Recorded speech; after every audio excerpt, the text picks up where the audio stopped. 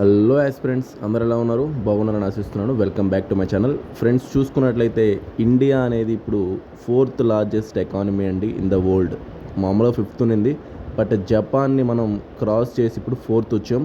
So చూసుకున్నట్లయితే ఇప్పుడు మనం గ్రూప్ 1 కానీ గ్రూప్ 2 కానీ యూపీఎస్సీ కానీ ఎలా ప్రిపేర్ అవ్వాలి ఏంటని చెప్పి ఈ వీడియో మీకు కంప్లీట్ ఐడియా వేసి చూడండి. ఇప్పుడు ఈ టాపిక్ మీద చూసుకున్నట్లయితే ఇప్పుడు మనం 4th ఉన్నాం, జపాన్ని క్రాస్ చేసాం అఫీషియల్గా.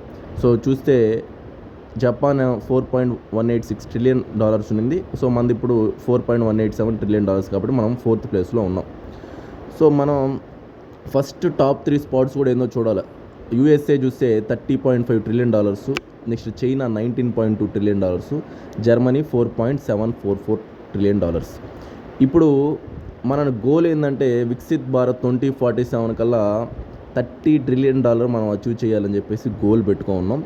నెక్స్ట్ థర్డ్ ప్లేస్ చూస్తే చాలా తక్కువ ఉంది. జర్మనీ చూస్తే 4.744, మనం చూస్తే 4.187, కాబట్టి చాలా తక్కువ ఫేజ్. కాబట్టి డిఫరెన్స్ వితిన్ 3 ఇయర్స్లో మనం అది క్రాస్ చేయాలని చెప్పి, క్రాస్ అవుతుందని కూడా అంటున్నారు. నీతి ఆయోగ్ చెప్పిన ఎక్స్ప్లెనేషన్ అది క్రాస్ అవుతుందని చెప్పేసి. సో థర్డ్కి మనం వెళ్ళబోతున్నాం వితిన్ 3 ఇయర్స్లో. సో చూస్తే ఫస్ట్ టాప్ మోస్ట్ యూఎస్ఏ, తర్వాత చైనా ఉంది.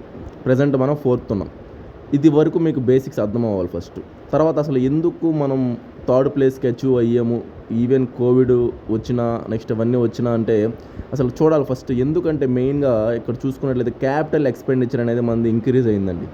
సో మామూలు కరెంట్ ఎక్స్పెండిచరు, క్యాపిటల్ ఎక్స్పెండిచరు చూస్తే మనకి ఉంటుంది కరెంట్ అకౌంట్, క్యాపిటల్ అకౌంట్ లాగా. అట్లా క్యాపిటల్ అకౌంట్ ఎక్స్పెండిచర్ ఏంటంటే మనకి ఎఫ్డిఐ కానీ, ఎఫ్డిఐ ఇన్ఫ్లోస్ అంటే మనకి బాగా ఇన్వెస్ట్మెంట్స్ వస్తున్నాయి. నెక్స్ట్ మ్యానుఫ్యాక్చరింగ్లో బాగున్నారనమాట.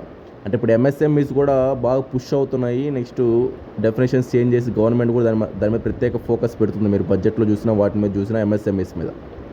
నెక్స్ట్ ఇంకోటి ఏంటి సార్ మెయిన్గా అంటే మనం ఈ యొక్క ముందుకు అచీవ్ అవ్వడానికి కారణం కూడా ఏంటంటే ఇన్ఫ్రాస్ట్రక్చర్ పుష్ అండి. అంటే చూస్తే రోడ్వేస్ కానీ, రైల్వేస్ కానీ, నెక్స్ట్ చాలా దగ్గర ఇన్ఫ్రాస్ట్రక్చర్ అనేది బాగా డెవలప్ చేస్తుంటారు మన వాళ్ళు.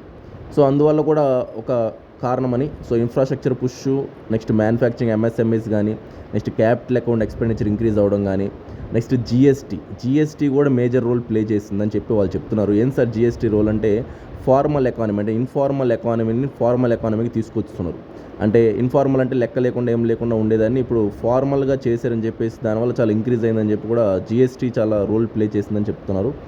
నెక్స్ట్ చూసుకున్నట్లయితే అన్ఆర్గనైజ్డ్ వర్కర్స్ కూడా ఆర్గనైజ్డ్ వర్కర్స్ పరంగా కూడా ముందుకెళ్తున్నారు. అంటే ఇప్పుడు ఈ శ్రమ్ పోర్టల్ ఉంది, దాంట్లో ఆర్గనైజ్డ్ వర్కర్స్ అనేవాళ్ళు, అన్ఆర్గనైజ్డ్ ఉన్న వాళ్ళు ఆర్గనైజ్డ్, నెక్స్ట్ గిగ్ ఎకానమీ వాళ్ళ వర్కర్స్ కూడా ఐడి కార్డ్స్ ఇవ్వడం రీసెంట్ బడ్జెట్ అన్నీ చూస్తున్నాం.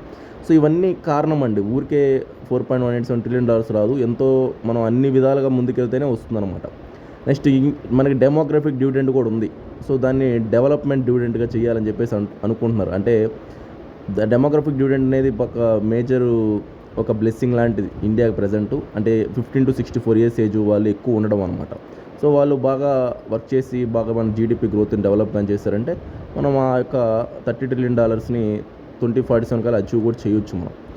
సో ఈ విధంగా చూస్తే అవి కారణాలు అసలు ఎందుకు మనం 4th ప్లేస్కి ఇప్పుడు వచ్చామని.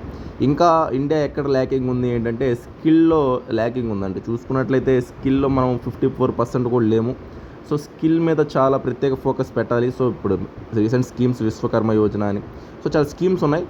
ఇప్పుడు నేషనల్ ఎడ్యుకేషన్ పాలసీస్లో కూడా 2020లో కూడా స్కిల్ మీద ప్రత్యేకంగా ఫోకస్ చేస్తున్నారు. బట్ అది ఇంకా డెవలప్ అవ్వాలి స్కిల్ మీద. నెక్స్ట్ ఉమెన్ ఎంపవర్మెంట్ కూడా బాగా జరగాలి. సో ఇవన్నీ చేస్తే కానీ మనం ఇంకా టాప్ మోస్ట్కి వెళ్ళాం. సో మీదేందో కింద కామెంట్ చేయండి.